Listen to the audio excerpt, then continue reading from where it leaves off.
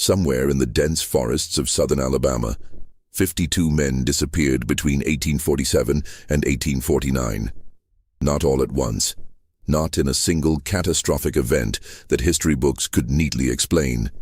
These men vanished one by one, two by two, sometimes three at a time, professional trackers, armed bounty hunters, men who made their living pursuing human beings through swampland and pine thickets.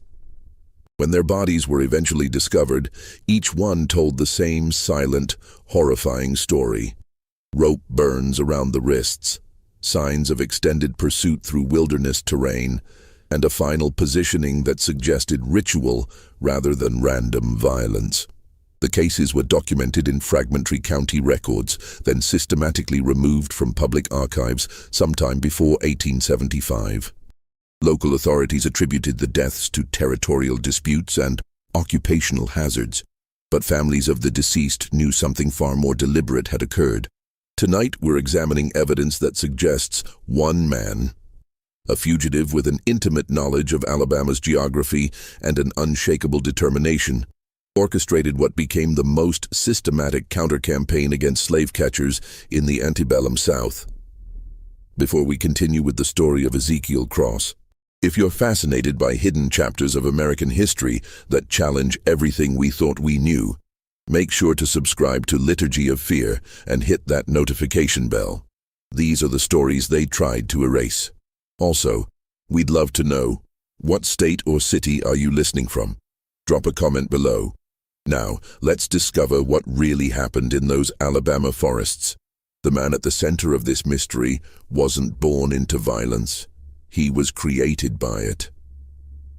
Ezekiel Cross first appeared in plantation records near Selma, Alabama, in 1834, listed as property of the Rutledge Estate, one of the region's most expansive cotton operations, spanning over 4,000 acres of fertile black belt soil. The documentation was sparse, as it often was for enslaved individuals, but what existed painted a picture of someone authorities would later find deeply troubling. A man who could read, who'd been trained in veterinary medicine to care for the estate's valuable livestock, and who possessed an almost encyclopedic knowledge of the surrounding wilderness from years of hunting expeditions to supply the plantation's kitchens. The Alabama Black Belt in the 1830s and 1840s was a landscape of extremes. Wealthy beyond measure from cotton exports, the region's white planters had constructed an elaborate society built entirely on the labor of enslaved people who outnumbered them 3-to-1 in some counties. This demographic imbalance created a constant, simmering paranoia among the planter class, especially after Nat Turner's rebellion in Virginia in 1831 had sent shockwaves through every southern state. Security measures intensified. Slave patrols multiplied, the business of tracking and returning fugitives became increasingly profitable and increasingly brutal. Ezekiel was approximately 23 years old in 1834, tall and powerfully built from years of physical labor, with hands that one overseer's journal described as unnaturally steady, can stitch a horse's wound fine as any surgeon. He'd been taught to read by the Rutledge family's elderly aunt, a decision that would later be cited as catastrophically irresponsible. Through borrowed and stolen books, he'd consumed everything from agricultural manuals to geographical surveys of Alabama and Mississippi. He knew which plants could treat infection, which could induce vomiting or unconsciousness, which creek beds stayed dry enough to walk without leaving tracks. But it was what happened to his wife that transformed knowledge into something far more dangerous. Sarah Cross, listed in the same Rutledge estate records, had been sold to a neighboring plantation in 1845 after bearing 2 children who were subsequently sold to different buyers across the state. The transaction was entirely legal, entirely routine, and entirely devastating. Ezekiel's request to be sold alongside his wife was denied. His subsequent attempt to visit her without permission resulted in 30 lashes and 2 weeks in the plantation's punishment shed, a windowless structure where summer temperatures regularly exceeded 100 degrees. Sarah died 7 months later. The official cause, recorded in terse plantation ledgers, was listed as fever. Enslaved workers from her plantation later reported something different, that she'd been worked in the fields despite obvious illness, that she'd collapsed multiple times, that medical attention had been deliberately withheld as punishment for slowness. Ezekiel received news of her death on a Tuesday morning in March 1846. He finished his assigned work that day with his characteristic efficiency, carefully organizing the veterinary supplies, feeding and checking each animal in his care. Then, after the plantation had settled into the quiet rhythms of night, he walked away from the only home he'd ever known, carrying nothing but a hunting knife, a small leather satchel of medical supplies, and a profound, crystalline clarity of purpose. He was never seen on the Rutledge estate again, but within weeks, men would begin disappearing in the forests he knew so intimately. The first case that would later be connected to Ezekiel Cross occurred on April 17, 1846, near the Cahaba River, approximately 40 miles south of Selma. Two professional slave catchers, Hosea Trent and his nephew Marcus, had been tracking a fugitive for 3 days when they simply vanished from the historical record. Their horses were discovered 4 days later, tied to trees near an abandoned Creek settlement, saddles intact, weapons missing. The men themselves weren't found for another week. A local farmer searching for stray cattle discovered their bodies in a clearing 2 miles from where the horses had been abandoned. Both men had been suspended from the low branches of a massive oak tree, positioned in a way that would have taken considerable time and effort. Their boots were removed and placed neatly beneath them. Their tracking papers, documents that legally authorized them to pursue and capture fugitives, had been torn into strips and scattered around the clearing like grotesque confetti. The county sheriff, a man named Dalton Hayes, documented the scene in a report that would later be partially destroyed. In the surviving fragments, he noted, evidence of sustained flight through difficult terrain. Victims showed extensive lacerations to hands and feet, consistent with forced march through bramble. Cause of death appears to be exhaustion and exposure, though positioning of bodies suggests intervention occurred after death. No valuables taken, no apparent motive beyond the act itself. What Sheriff Hayes didn't include in his official report, but mentioned in a letter to his brother that surfaced decades later, was the presence of a carved symbol on the tree bark above each body. A simple cross, cut deep into the wood with a blade. The connection to Ezekiel Cross wasn't made immediately. The Rutledge plantation hadn't yet reported him missing, a delay that would prove significant. When they finally did, nearly 2 weeks after his departure, they described him as dangerous due to education and possibly armed with veterinary instruments. The reward posted for his return was substantial. $200, later increased to $500. 3 weeks after the Trent killings, another slave-catching team disappeared near the town of Camden. This time it was a group of 4 men from Georgia who'd traveled to Alabama specifically because the rewards for returned fugitives were so lucrative. They'd been pursuing 3 separate targets, 2 men and a woman, who'd fled from different plantations. Local residents reported seeing the Georgia trackers passing through town, well armed and confident, discussing their strategy in a boarding house dining room. They were found 6 days later in a dense thicket of pine and sweet gum, their bodies arranged in a precise line facing north. Once again their boots had been removed, once again tracking documents had been destroyed, and once again that same symbol appeared on nearby trees. Not elaborate, not artistic, just a simple cross carved with methodical precision. This time, one of the men was still barely alive when discovered. A local minister who joined the search party stayed with him during his final hours, later recording the man's fragmented statements. According to Reverend Samuel Pickett's private journal, the dying tracker spoke of being herded like cattle, of a man who moved through trees like smoke, of knowing every path before we took it, every water source before we needed it, every place we'd make camp before we arrived. He described being systematically exhausted, allowed to rest just enough to continue moving, given just enough water to survive another day, led in circles through identical-looking forest until all sense of direction collapsed. He knew we'd follow, the tracker allegedly whispered. He wanted us to follow. We thought we were hunting him. God forgive us, we were never hunting him at all. The man died before dawn. Reverend Pickett's journal entry concluded with a single line. I fear we are confronting something we lack the spiritual vocabulary to comprehend. By the summer of 1846, the pattern had become impossible to ignore.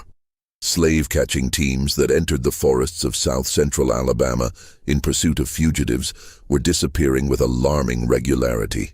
Not all of them, which somehow made it worse. The randomness suggested selection, judgment, intention. Some trackers returned safely, their targets successfully captured or lost. Others never emerged from the pine forests and river valleys at all. The business of tracking fugitives had been booming across the South since the Fugitive Slave Act of 1793, but it intensified dramatically in Alabama during the 1830s and 1840s as cotton profits soared and the enslaved population grew.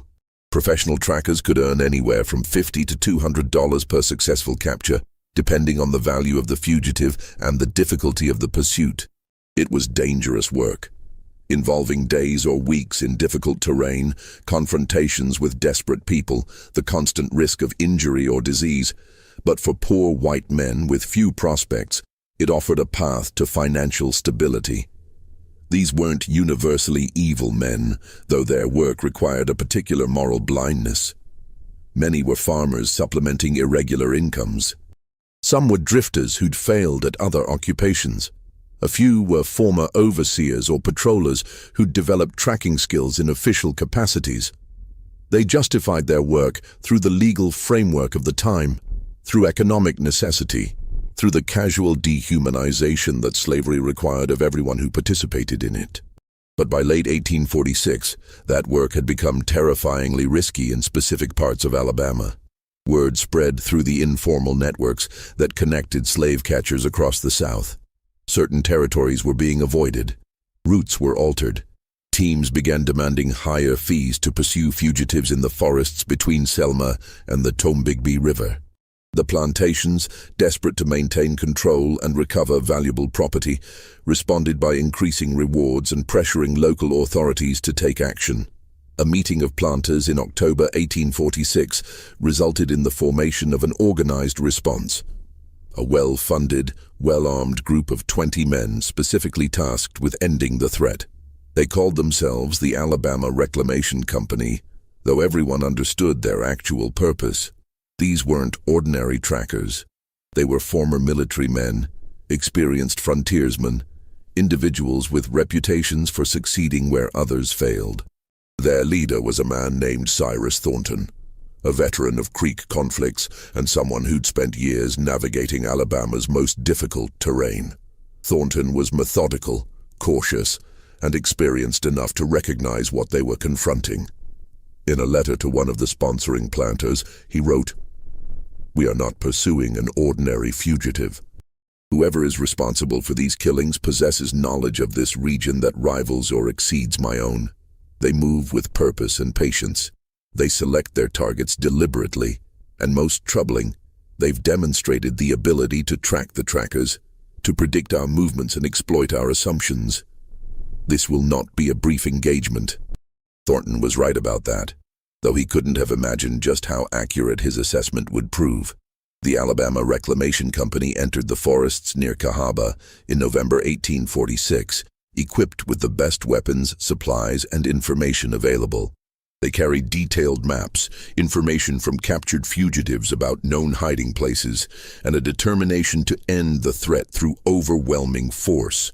They were expected to return within 2 weeks. When they didn't, a second group was sent to find them. That group discovered something that would fundamentally alter how local authorities understood what they were confronting. The 20 men of the Reclamation Company hadn't been killed. Not directly.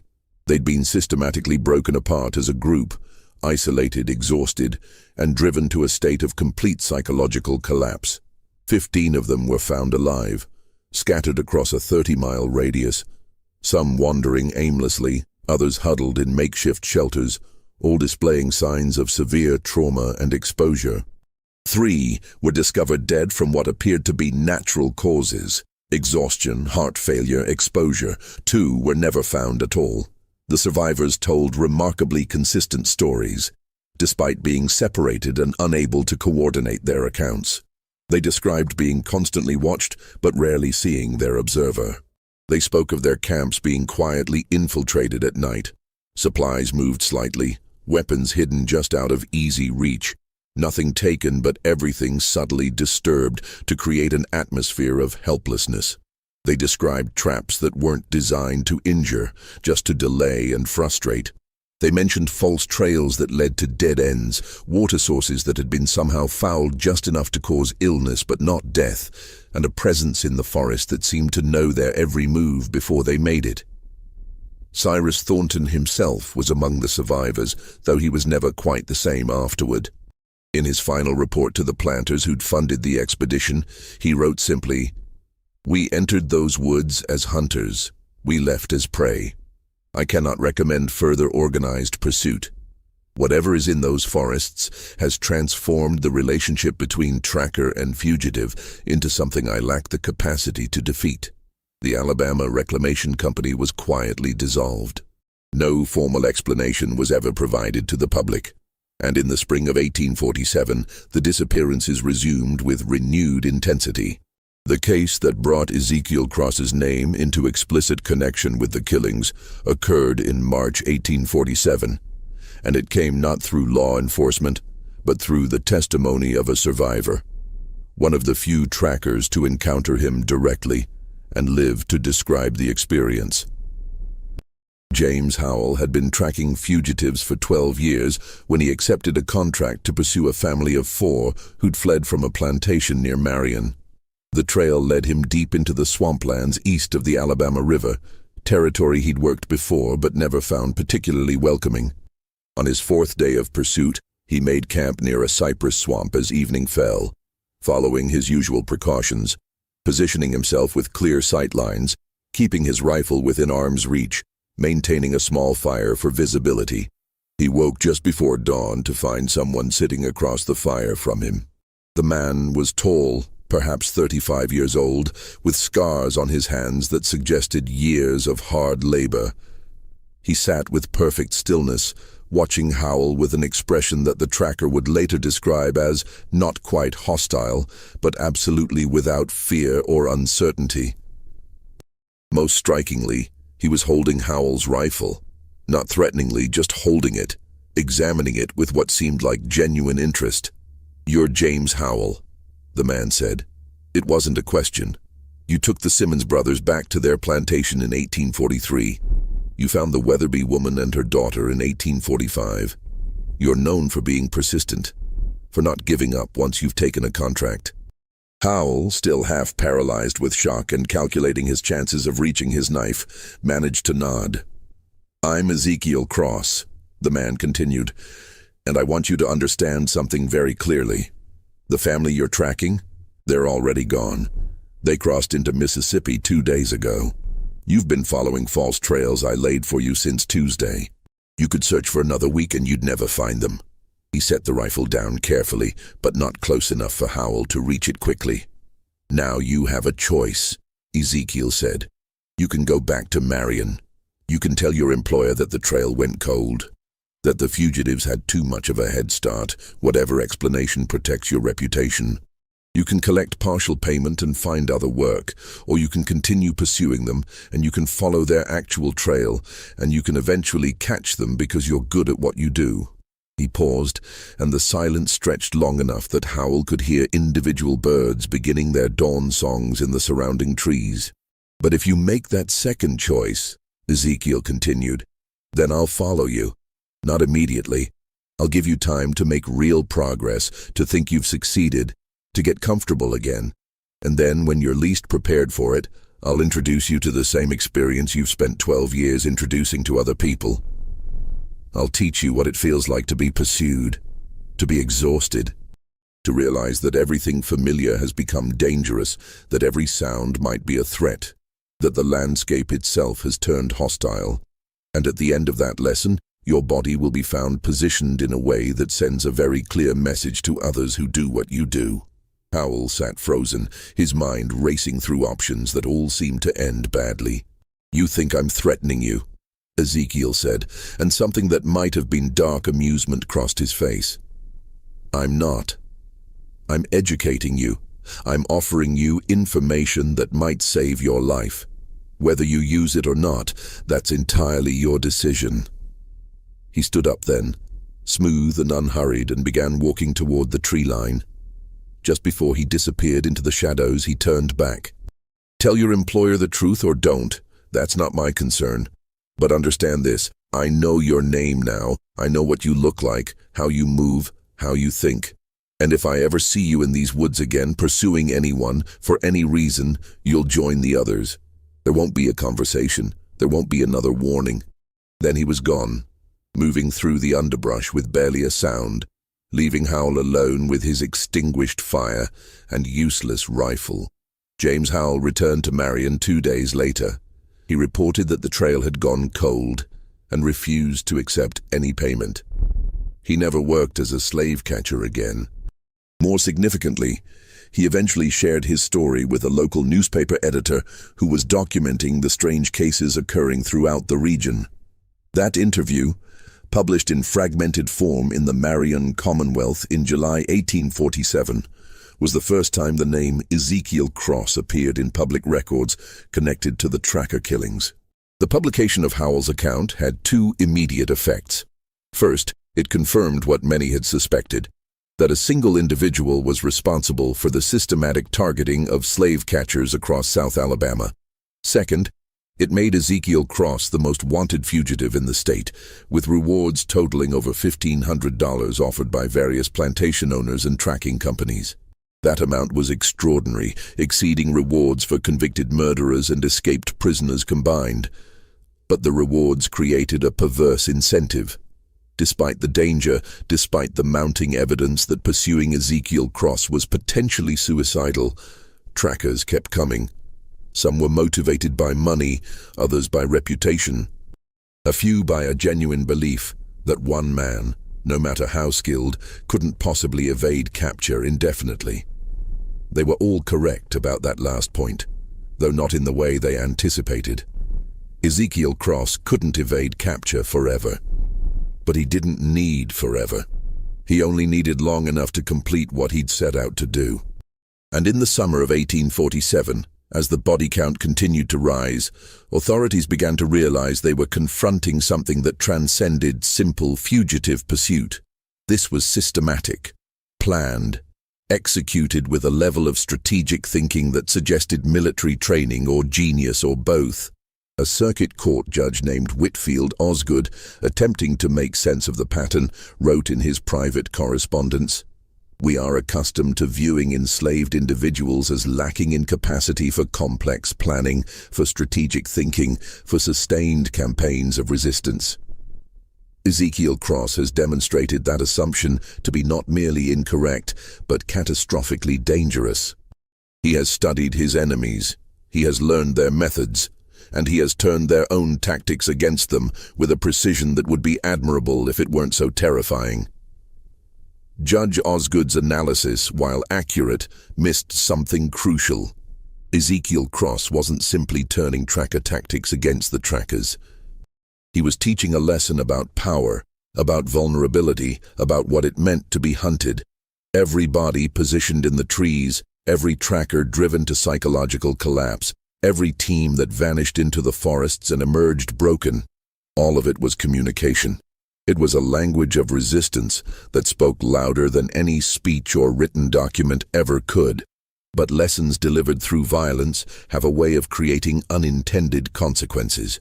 And in the fall of 1847, those consequences would manifest in ways that even Ezekiel Cross hadn't fully anticipated. The authorities' response escalated dramatically in September 1847, when Governor Chapman authorized the formation of a state militia unit specifically tasked with capturing Ezekiel Cross. This wasn't an informal tracking company or a bounty-driven group of individuals. This was an official military operation, led by Captain Bernard Kearney, a former Army officer who distinguished himself in Florida during Seminole conflicts. He was given 40 well-trained men, state funding for equipment and supplies, and explicit authorization to use whatever force necessary to end the threat. Captain Kearney approached the task with military discipline. He studied every known case, interviewed survivors, and mapped out the territories where incidents had occurred. His analysis revealed patterns that previous trackers had missed.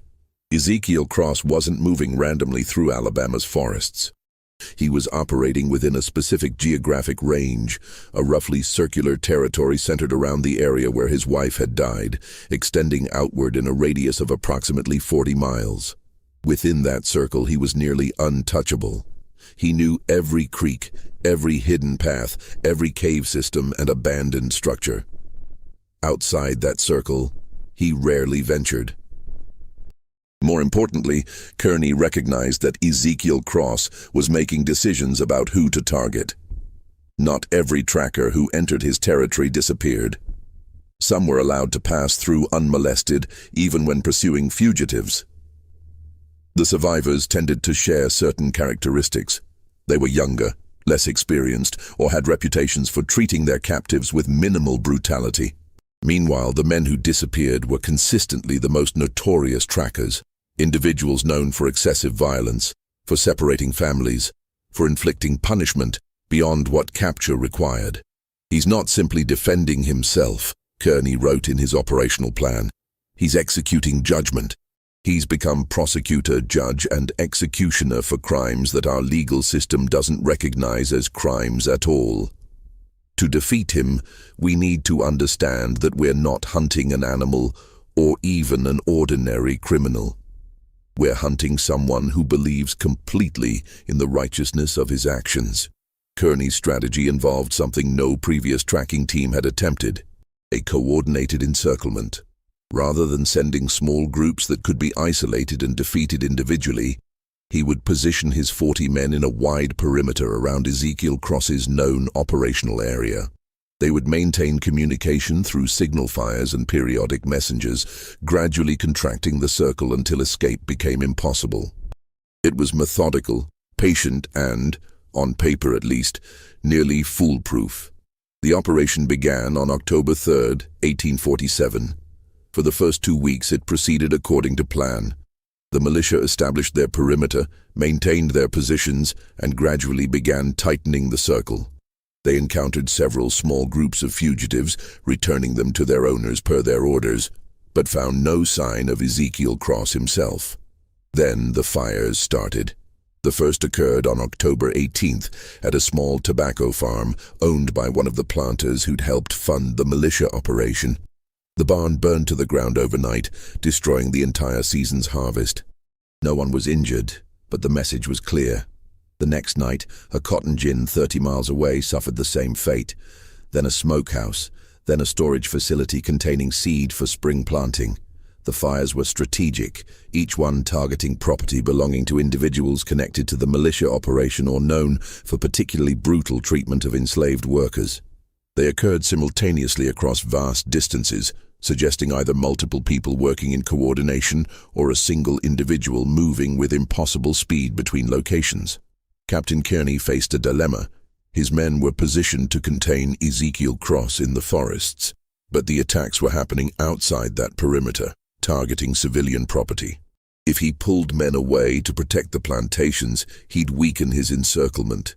If he maintained his positions, the economic damage would continue mounting until political pressure forced him to abandon the operation entirely. He chose to maintain the perimeter, gambling that Ezekiel Cross couldn't sustain 2 simultaneous campaigns indefinitely. It was the correct strategic choice, but it came with a cost. Over the next 3 weeks, 17 more fires occurred, destroying property valued at over $40,000, an astronomical sum that represented financial devastation for several plantation owners. The political pressure became overwhelming. By mid-November, Governor Chapman was receiving daily letters demanding that he either end the militia operation or shift its focus to protecting property. Wealthy planters who'd initially supported the capture campaign now wanted their money refunded and protection for their assets. Captain Kearney, his authority eroding, made a desperate decision. On November 23rd, he collapsed the perimeter rapidly, moving all 40 men toward the center of Ezekiel Cross's suspected territory in a coordinated push. The plan was to force confrontation, to either capture or corner their target, ending the matter decisively. They found his camp on November 25th. It was positioned in a natural clearing near a creek, surrounded by dense forest on 3 sides and a steep embankment on the 4th. Evidence suggested he'd been there recently. A fire still smoldering, supplies carefully organized, clear signs of occupation. But Ezekiel Cross himself was gone. And as Kearney's men searched the camp, they began to realize something deeply unsettling. The site had been deliberately preserved for them to find. The supplies were arranged too neatly. The fire had been maintained just long enough to stay warm. And most troubling, there were 40 small marks carved into trees surrounding the clearing, one for each member of the militia unit. They'd been counted, assessed, measured. One of Kearney's sergeants discovered something else, a piece of paper tucked into a hollowed section of bark, protected from the weather. On it, in careful handwriting, was a list, 40 names, every member of the militia unit, listed in the order they'd been recruited, with notes beside each name describing family situation, previous occupation, and hometown. At the bottom of the list, a single sentence: "I know who you are, all of you." Captain Kearney understood immediately that his operation had been compromised from the beginning. Ezekiel Cross had known about the militia before it even formed. He'd tracked its formation, identified its members, and spent weeks studying them while they thought they were hunting him. The encirclement had never been real. They'd been performing a strategy he'd seen through completely, wasting time and resources while he conducted his actual campaign against the plantations funding the operation. The militia withdrew from the forests on November 27, 1847. In his final report, Captain Kearney wrote simply, "Subject remains at large. Conventional military tactics have proven ineffective. Recommend fundamental reassessment of approach." The report was quietly filed away. No official reassessment ever occurred, but the incident marked a turning point. Planters began questioning whether any amount of money or military pressure could end the threat. Some started negotiating informal truces, spreading word through enslaved workers that they'd ceased funding tracking operations in exchange for being left alone. Others doubled down, increasing security and punishment, determined to demonstrate that resistance, no matter how effective, would ultimately be crushed. And in the winter of 1847, Ezekiel Cross entered the deadliest phase of his 2-year campaign, one that would push the body count toward its final, horrifying total. The question that authorities kept asking themselves was one that had no comfortable answer. How long could one man sustain this level of strategic action? How long before exhaustion, injury, or simple bad luck ended his campaign? The answer, they would discover, was tied not to his physical limitations but to his sense of completion. If you're finding this story as fascinating and disturbing as we are, hit that like button and leave a comment with your thoughts. Do you think Ezekiel Cross's actions were justified? Could you survive what these trackers faced? Share this video with someone who loves dark historical mysteries. Now, let's see how this terror reached its peak. The winter of 1847 to 1848 saw an intensification of violence that went beyond anything in the previous 18 months. Ezekiel Cross seemed to abandon caution entirely, targeting trackers with a frequency that suggested either desperation or approaching completion of some predetermined goal. Between December 1847 and March 1848, 23 more slave catchers disappeared in the forests of South Alabama. Unlike previous cases, where weeks or months might pass between incidents, these occurred in rapid succession, sometimes multiple teams vanishing within days of each other. The positioning of bodies became even more deliberate. arranged in patterns that suggested symbolic meaning, though no one could quite decipher what message was being sent. The acceleration created panic throughout the tracking profession. Insurance companies that had previously covered tracker expeditions began refusing policies entirely for work in south-central Alabama. Bounty prices tripled, then quadrupled, yet still found few takers.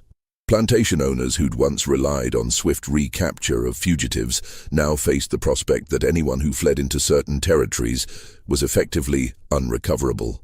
One incident particularly demonstrated the psychological sophistication of the campaign. A tracking company from South Carolina, hired at enormous expense to finally end the threat, entered Alabama in January 1848 with a reputation for never failing to return their targets.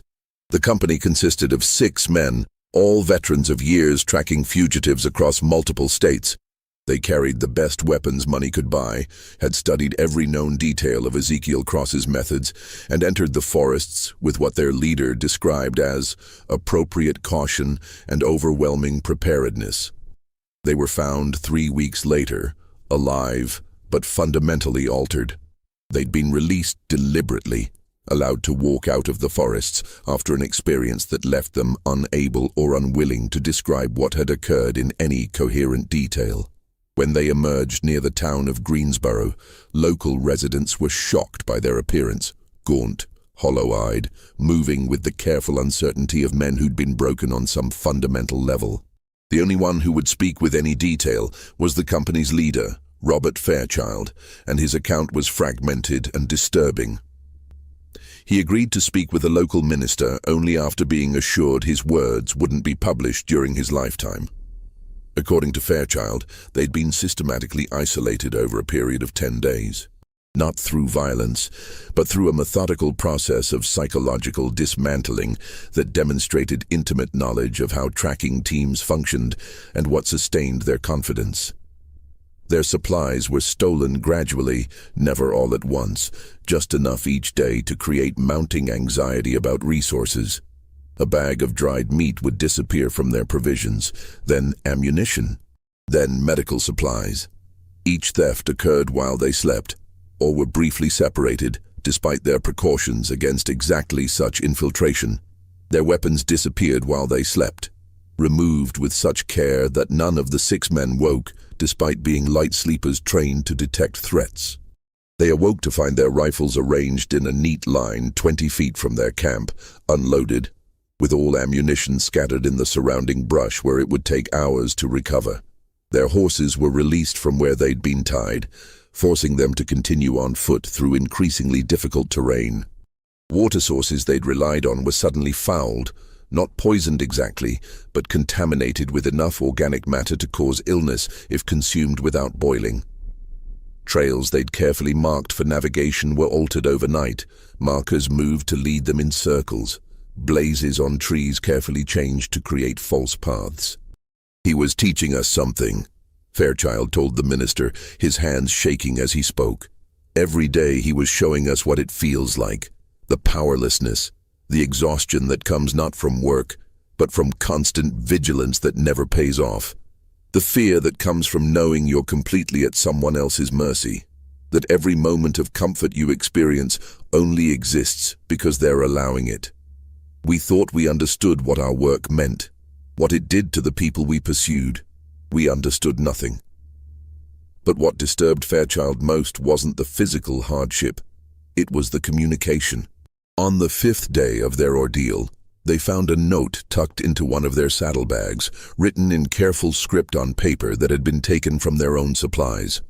The note contained detailed information about each member of the tracking company, their names, their hometowns, the names of their wives and children, how many years they'd worked as trackers, and specific cases they'd been involved in. It ended with a single question. Do the people you've captured know these things about you? Did you ever consider them as fathers, husbands, sons with families waiting for them? The note wasn't threatening.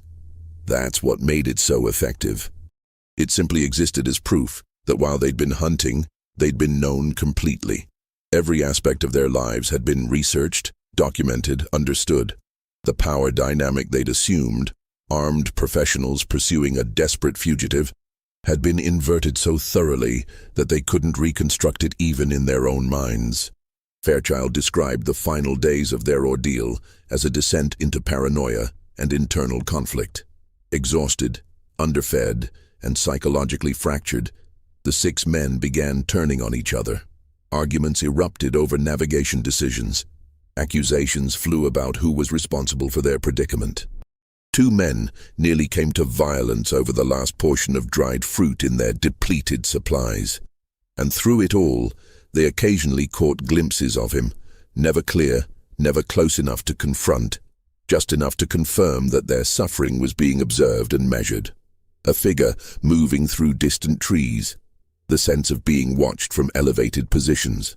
Fresh footprints appearing on trails they'd walked hours before.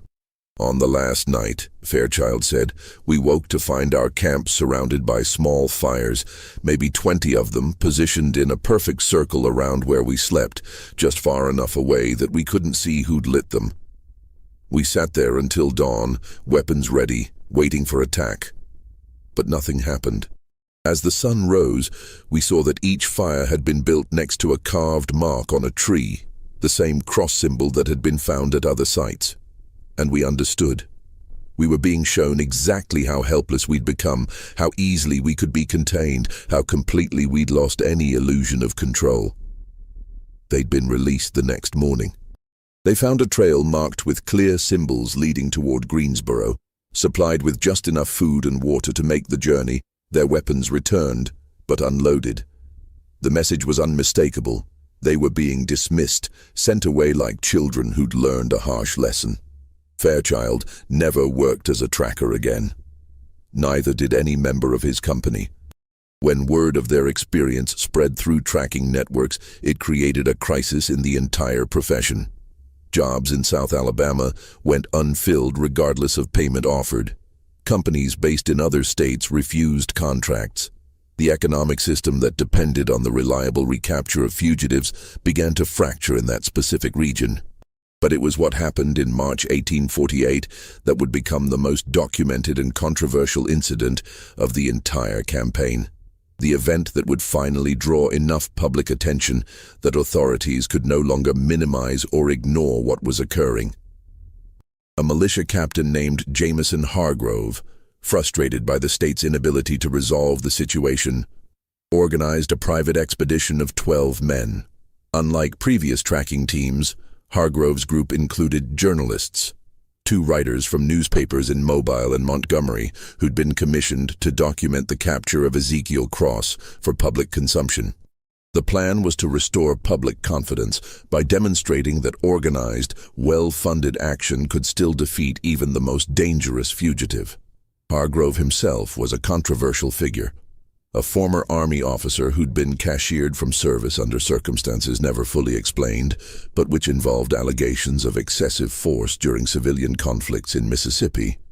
He'd reinvented himself as a private security contractor, specializing in what he called difficult recoveries.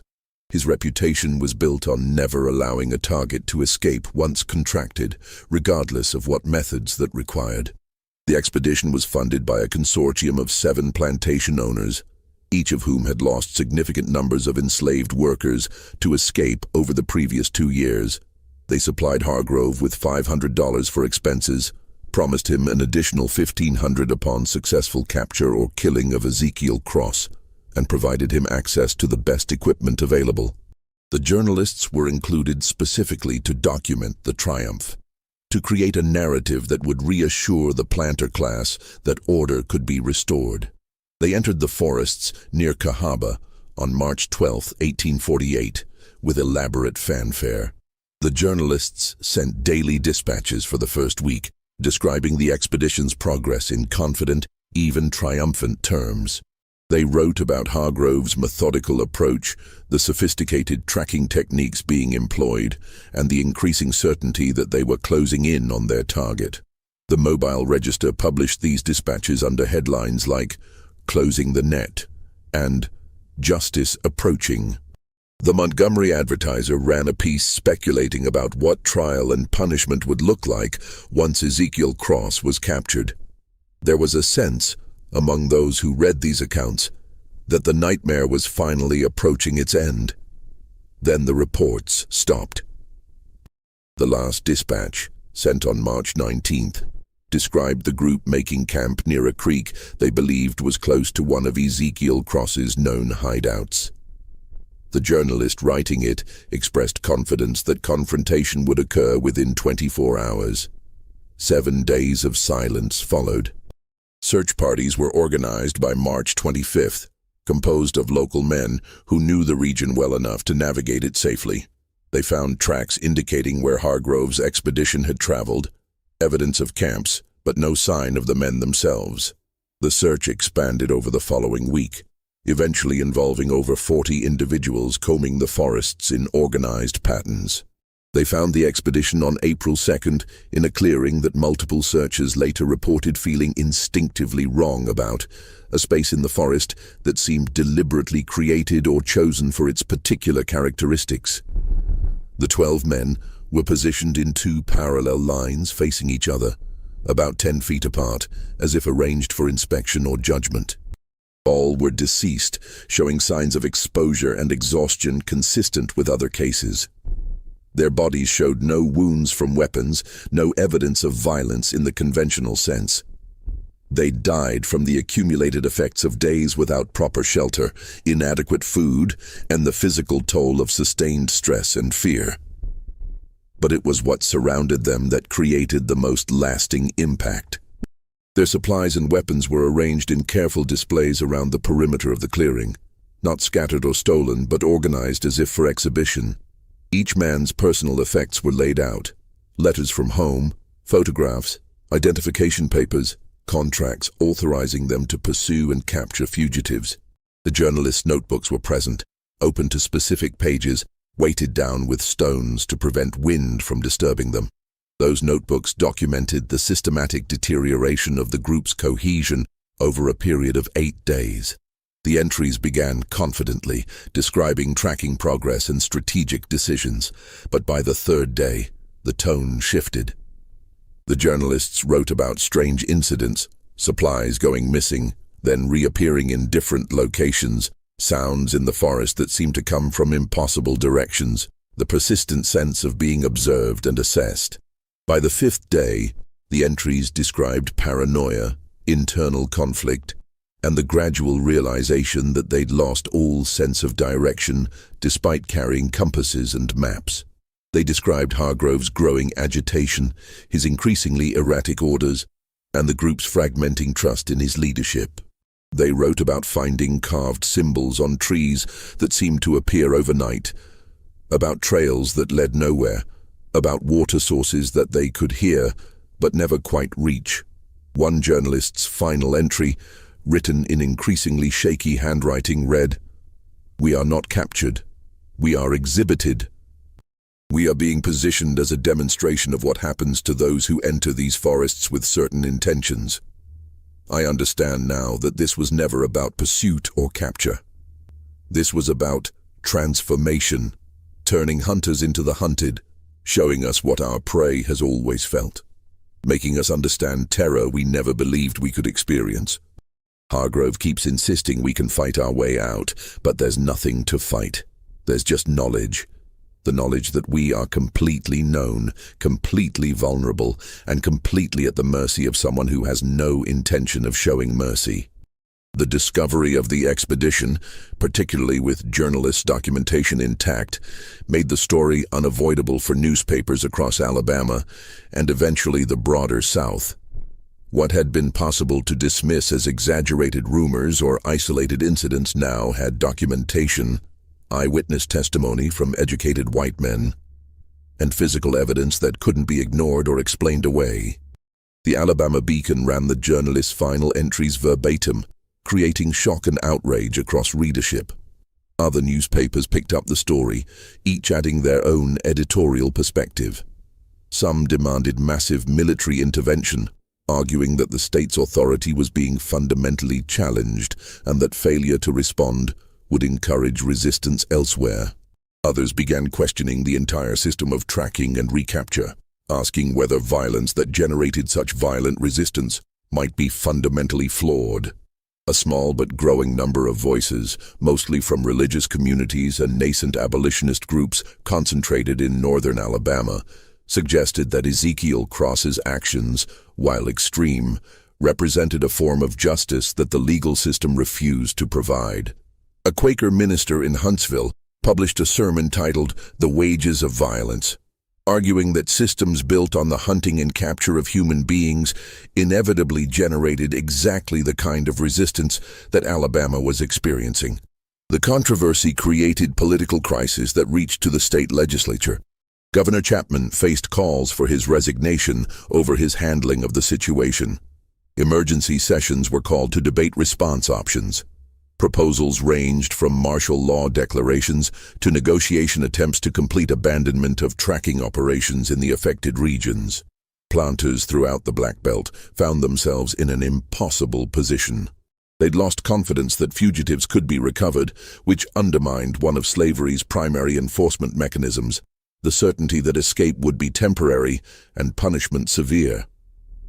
But they also couldn't publicly acknowledge that confidence had been lost, because that acknowledgement itself would encourage more escapes.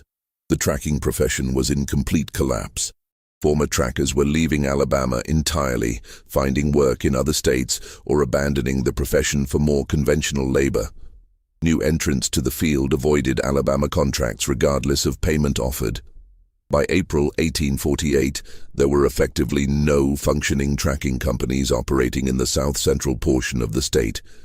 And then, as spring arrived in 1848, something changed. The incident stopped.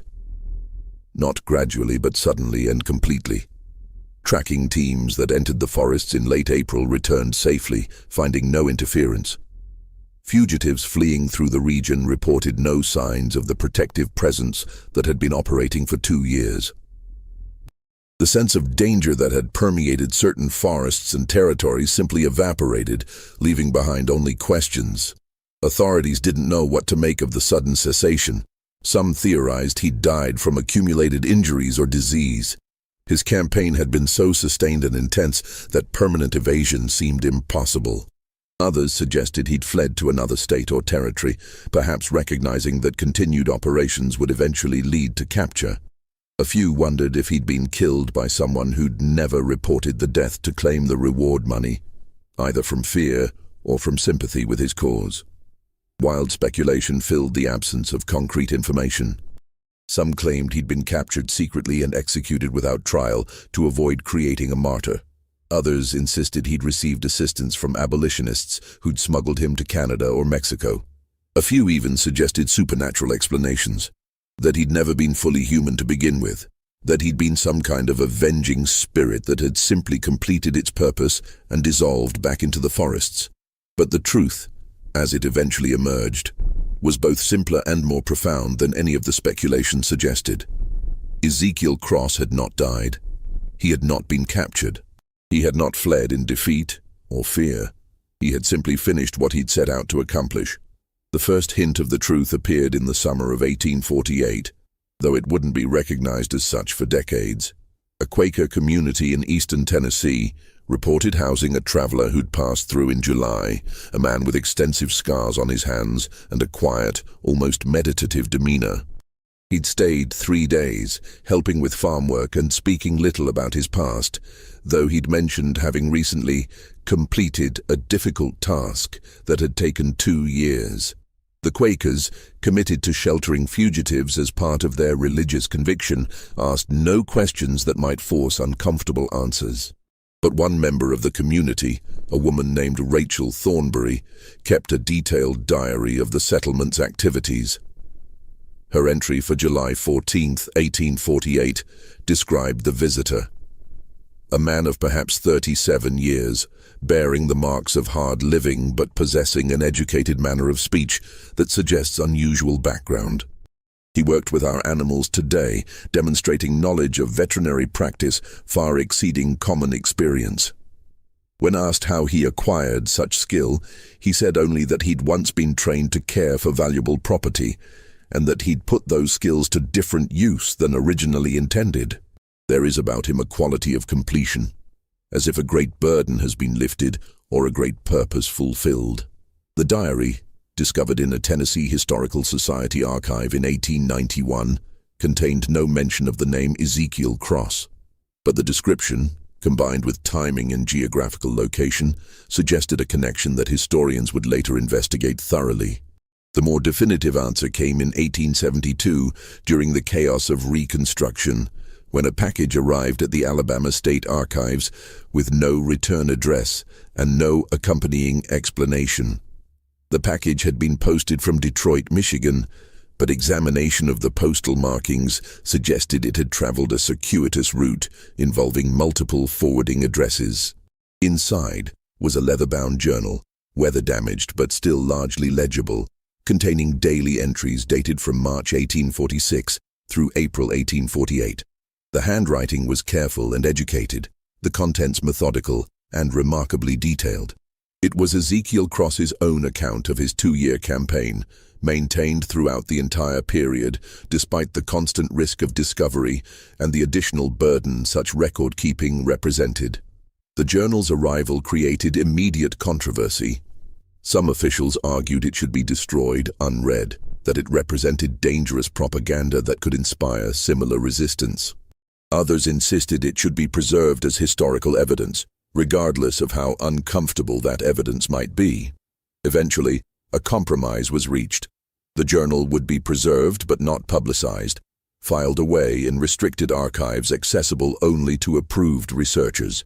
Despite these restrictions, portions of the journal were copied and circulated privately, eventually making their way into abolitionist publications in the North and into the collections of formerly enslaved people who understood its significance.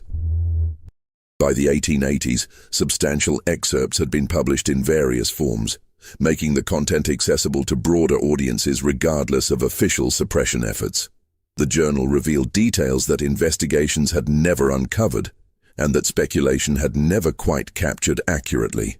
It showed that Ezekiel Cross had been wounded 3 times during his campaign, once by a rifle shot that had grazed his ribs in September 1846, once by a knife during a close encounter with a tracker in January 1847, and once by a fall from a tree that had left him with cracked ribs and severely limited mobility for nearly 3 weeks in August 1847. He'd treated all 3 injuries himself, using the veterinary medical knowledge he'd acquired on the Rutledge plantation, adapting techniques designed for horses and cattle to human anatomy. The journal contained detailed descriptions of these treatments, how he'd cleaned and stitched the knife wound using materials stolen from a country doctor's office, how he'd created a makeshift brace for his ribs using carved wood and cloth strips, how he'd identified and used medicinal plants to prevent infection. The journal documented the physical toll of sustained operations in wilderness conditions. He described periods of near starvation when tracking teams were too numerous in an area to allow safe foraging. He wrote about the psychological burden of constant vigilance, of sleeping only in brief intervals, of calculating every movement to avoid leaving tracks or signs that could be followed. He described the loneliness of his existence, cut off from any human contact, except through violence or intimidation. But most significantly, the journal revealed his purpose with a clarity that official investigations had never achieved. Ezekiel Cross had set himself a specific goal when he'd walked away from the Rutledge estate in March 1846. He would operate for exactly 2 years, long enough to fundamentally alter the economics of tracking in South Alabama, long enough to make plantation owners question whether the system of capture and return was sustainable, long enough to teach an entire profession about vulnerability and fear. And he would target 52 men specifically, 1 for each week of those 2 years, carefully selected based on their reputations and their actions. The journal showed him tracking individual trackers with the same methods they used to track fugitives. He would learn their names, study their methods, observe them at work, and investigate their histories. He kept detailed records of their actions, Not just their professional work, but their reputations in communities they operated in, testimony from enslaved people they'd captured, accounts from plantation owners they'd worked for. He was looking for specific things. Trackers who were known for excessive use of violence during captures. Men who deliberately separated families or showed particular cruelty toward children. Individuals who took pleasure in their work beyond simple economic motivation. Those who had reputations for inflicting punishment during the return journey, using the days of travel back to plantations as opportunities for additional brutality. I cannot hold accountable every person who participates in this evil, he wrote in an entry dated November 1846. The system is too vast, too integrated into every aspect of society, but I can hold accountable those who enthusiastically embrace its worst aspects, who find in this work not just employment, but satisfaction. Each man I selected represents dozens or hundreds of people whose suffering they facilitated or increased. I cannot restore what they took. I cannot undo what they did. But I can ensure they understand, in their final days, what they inflicted. The journal entries revealed a mind that was simultaneously strategic and deeply traumatized. He wrote about Sarah, his wife, in passages that mixed grief with anger and determination. He described memories of their brief time together, plans they'd made for a future they both knew was impossible, conversations about what freedom might mean if they could ever achieve it. He wrote about receiving news of her death and feeling something fundamental break inside him. Not his reason or his ability to function, but his connection to hope. To the possibility that the system he lived under might ever reform itself or allow space for human dignity. Sarah died believing that submission and good behavior might eventually earn some measure of mercy, he wrote in March 1846, shortly after beginning his campaign. She believed that if we worked hard enough, caused no trouble, demonstrated our humanity sufficiently, perhaps we'd be allowed to remain together. She was wrong. The system doesn't reward humanity, it consumes it. And those who enforce that system through tracking and capture, they are the ones who make escape and resistance necessary. They are the ones who ensure that families like ours can never exist in peace. But the journal also showed a man who understood the moral complexity of his actions. He didn't romanticize violence or claim moral superiority.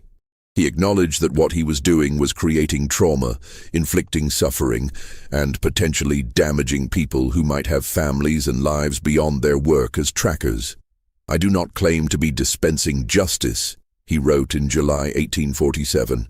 Justice would require a fair system, legitimate authority, recognition of everyone's humanity.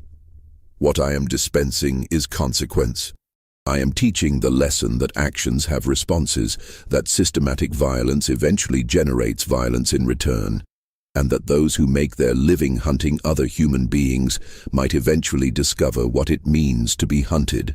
Whether that constitutes justice is a question for people who live in societies where justice is possible.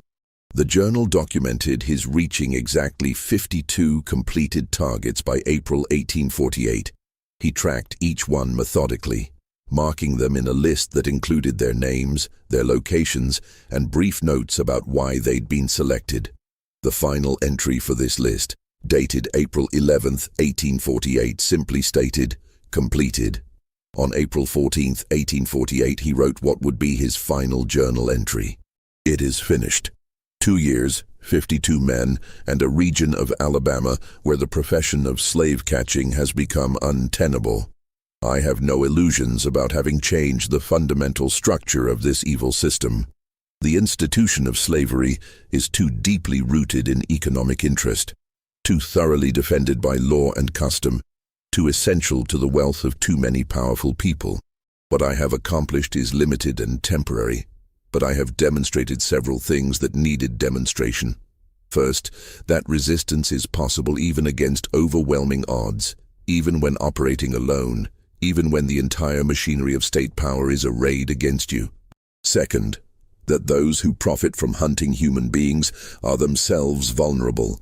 that their confidence in their safety is built on assumptions that can be challenged and destroyed. Third, that terror is not a condition reserved only for the enslaved. Those who dispense it can also experience it, can also learn what it means to live in constant fear and uncertainty. Most importantly, I have created a record that this resistance occurred. This journal will survive me.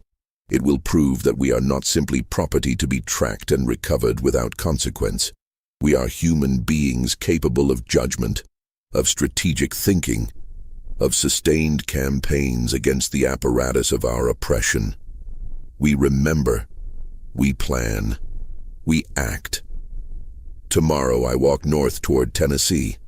I have made contact with people who help fugitives reach Canada, and they have promised safe passage. I will live whatever life remains to me in a place where I can no longer be legally hunted, where I can perhaps find some measure of peace, though I doubt peace is truly possible for someone who has done what I have done. Let this record stand as evidence. Let it prove that resistance occurred. And let it remind those who might read it in some distant future that systems built on violence and dehumanization inevitably generate violent resistance. That is not a moral judgment. It is simply a truth about how power and counterpower function in the world. I dedicated these 2 years to Sarah's memory, to making her death mean something beyond simple tragedy, to demonstrating that she mattered enough to be remembered through action. I hope I have honored her. I hope she would understand why I chose this path. I hope the families of the men I targeted might someday understand as well, though I recognize that hope may be unrealistic. Goodbye, Alabama. I leave you more troubled than I found you. That was my intention. After that final entry, Ezekiel Cross did exactly what he'd planned. He walked north toward Tennessee, using routes established by the Underground Railroad network that had secretly supported his campaign with supplies and information throughout the 2-year period. Multiple safe houses recorded his passage in coded notation, referring to him as the veterinarian, or the man from Alabama, to avoid using names that might be dangerous if records were discovered. He reached Canada in July 1848, settling in a community of formerly enslaved people near Windsor, Ontario. He lived there under the name Samuel Freeman for the remaining 25 years of his life, working as a veterinarian and occasionally teaching others the medical techniques he'd learned and developed. He married again in 1852, a woman named Catherine, who'd escaped from Virginia in 1849. They had 3 children together. He shared his story selectively, only with people who'd experienced similar traumas, only in contexts where understanding rather than judgment was possible. Those conversations, documented in a few surviving letters and memoirs from community members, revealed a man who was simultaneously proud of his resistance and burdened by its costs.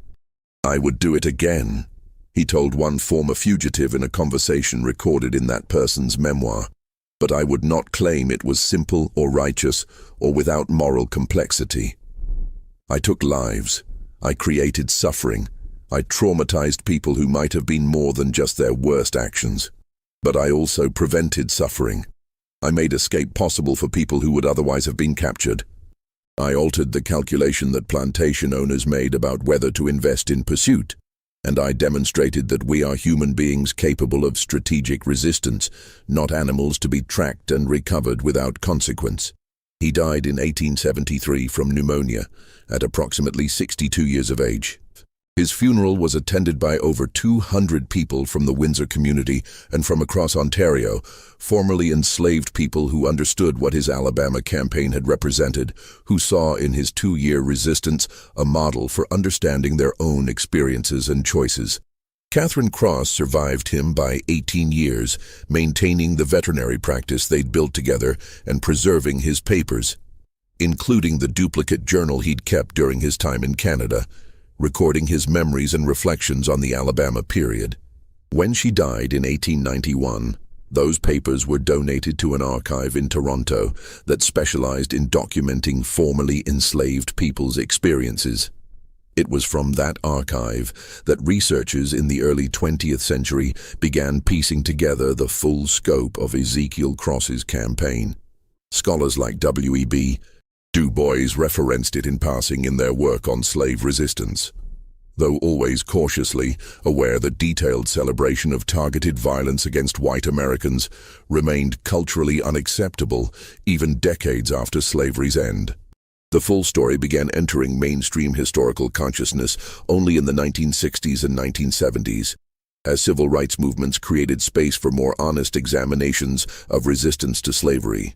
Even then, it remained controversial.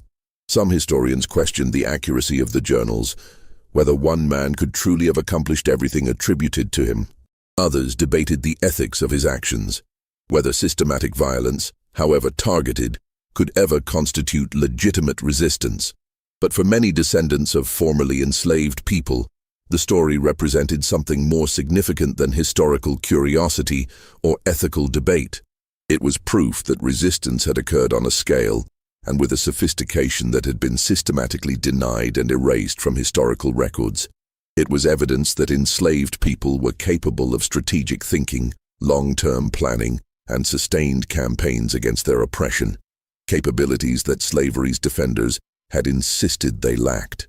The final accounting of the campaign, compiled from multiple historical sources, showed 52 confirmed deaths of slave catchers between March 1846 and April 1848, with an additional 19 men who survived encounters but never worked in that profession again. The economic impact on the tracking industry in South Alabama was severe enough that insurance companies stopped covering tracker operations. Rewards had to be increased to levels most planters couldn't afford, and the entire system of pursuit and recapture became untenable in that specific region for nearly a year. Several plantations in the affected area experienced significant increases in successful escapes during 1847 and 1848. Fugitives who made it to Tennessee, to northern Alabama, and eventually to Canada specifically because the usual mechanisms of recapture had been disrupted. While exact numbers are impossible to establish, estimates suggest that between 80 and 120 people successfully escaped from plantations in south-central Alabama during the period when Ezekiel Cross's campaign had made tracking too dangerous and expensive to be routinely employed. That number, the people who gained freedom because professional trackers were afraid to operate, represents perhaps the most concrete measure of his campaign's impact. Those were lives changed, families preserved, futures made possible that the system would have prevented.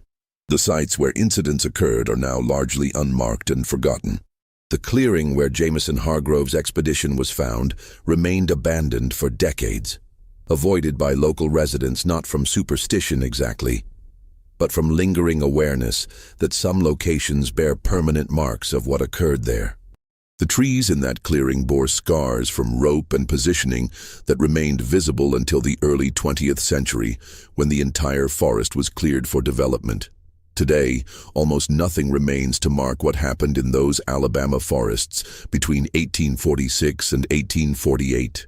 The county records that once documented the incidents were systematically removed or destroyed, likely during the 1870s as part of broader efforts to reshape historical narratives about slavery and resistance.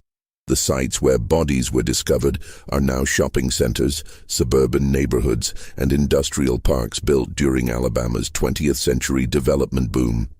Historical markers dot the landscape discussing the cotton economy, the Civil War, and Reconstruction. But none mention Ezekiel Cross or the 2-year campaign that challenged one of slavery's most brutal enforcement mechanisms. That absence is not accidental. It represents a deliberate choice about which histories get preserved in public space and which get relegated to archives and academic discussions. But the absence of markers doesn't mean the absence of history or the absence of memory. The story survived through journals, letters, and oral traditions passed down through communities that understood its significance. It survived because it represented something that the official narratives wanted to erase. Evidence that enslaved people were capable of strategic thinking, systematic resistance, and sustained campaigns against the apparatus of their oppression. Ezekiel Cross never claimed to be a hero, and his journal makes clear he understood the moral complexity of his actions, the violence he'd employed, the trauma he'd inflicted even on people who might have been more than their worst professional choices. But he also understood something that the system refused to acknowledge. That when legal justice is impossible, when institutional violence is constant and inescapable, when human beings are treated as property to be tracked like animals, resistance becomes not just justified, but necessary for maintaining any sense of human agency and dignity. The 52 men who died in those forests weren't innocent victims of random violence. They were participants in a system that commodified human beings, that separated families for profit, that enforced through violence and terror one of history's most brutal institutions. Their deaths weren't justice, not in any complete or satisfying sense, but they were consequence. They were the recognition that actions have responses, that systems of violence eventually generate violent resistance, and that those who hunt other human beings might discover in the end what it means to be hunted. Whether that constitutes a moral victory, a tragic necessity, or simply a brutal chapter in a brutal history remains a question that each person must answer based on their own ethical framework and their own relationship to histories of violence and resistance. What cannot be questioned is that it happened. That one man, motivated by grief and determination, sustained a 2-year campaign against professional slave catchers that fundamentally altered the economics and psychology of that profession in a specific region, that his actions created space for others to escape, that he survived and lived another 25 years in freedom, and that his story, despite systematic efforts to erase it, survived to challenge our understanding of resistance, justice, and the human capacity for strategic action, even under conditions of absolute oppression. This story forces us to confront uncomfortable questions about justice, violence, and resistance against institutions that the law protects, but morality condemns. Ezekiel Cross's campaign wasn't simple heroism or simple brutality. It was something more complex, more troubling, and more significant than either of those categories allows. What do you think of his actions? Were they justified responses to impossible circumstances? Or did they cross ethical lines that should never be crossed regardless of provocation? How do we evaluate resistance when it employs the same violence that the oppressive system uses? Leave your thoughts in the comments. We'd love to hear different perspectives on this complex piece of hidden American history. These are the kinds of stories that textbooks avoid, the chapters of our past that remain controversial even now, more than a century and a half after they occurred. If you found this story as powerful and disturbing as we did, please subscribe to Liturgy of Fear and hit that notification bell so you never miss our explorations of the darker, hidden chapters of American history. Share this video with someone who appreciates honest examinations of our past, who understands that history is rarely as simple as we'd like it to be. These are the stories that need to be remembered, discussed, and grappled with honestly. Not to celebrate violence, but to understand the full scope of human experience under systems of oppression, to recognize the impossible choices that people faced, and to acknowledge that resistance took many forms, some of which remain morally complicated, even as we recognize their historical significance. Thank you for listening. We'll see you in the next video.